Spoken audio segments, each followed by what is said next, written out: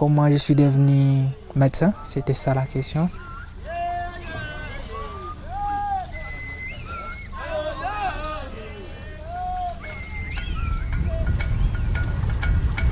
Je suis Innocent Kouniouana. Je suis né dans un milieu purement paysan. Le sixième était dans la famille. Mon père a toujours lutté comme ma mère pour qu'on étudie nous tous. Il n'y avait plus de budget pour que nous tous nous soyons scolarisés. On habitait à 7 km de cette école, donc il fallait marcher presque 2 heures aller, 2 heures retour, chaque matin, chaque soir. À la 4e année, je croise une religieuse qui nous donne cours de mathématiques et de physique. Elle est très contente de mes résultats, elle m'offre un stylo. Et depuis qu'elle me donne ce stylo, donc, ça devient de plus en plus de stimuli pour moi. Bonjour, comment ça va? Oui, ça va bien. Hydratation sur le grossesse. Elle est enceinte. Oui, elle est enceinte. Là, la grossesse n'est pas encore à terme. Le médecin, c'est quand tu as confiance de ce que tu es en train de faire.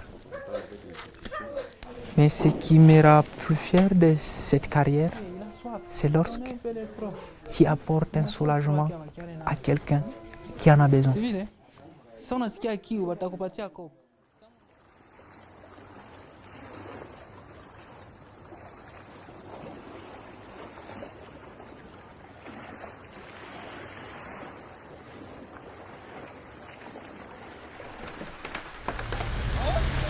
Notre travail, c'est pouvoir arriver là où les autres ne vont pas.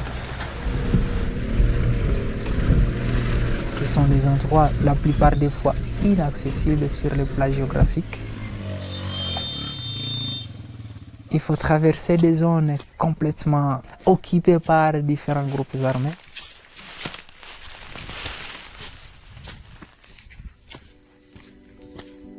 J'ai vu plusieurs maisons brûlées. Des gens qui se sont déplacés en dehors de chez eux. Des gens qui manquent exactement le sourire de vivre. Ça a été pour moi un moment très difficile. Mais c'est ça le travail de RUSC.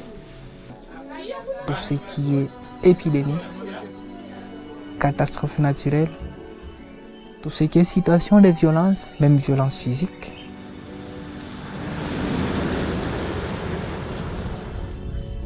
Lorsque nous on y arrive finalement, c'est comme si tu ouvrais un peu les couloirs.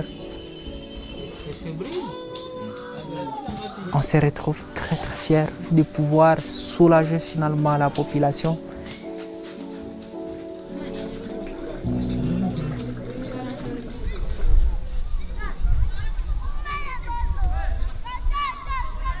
Notre pays a connu plusieurs successions de guerres.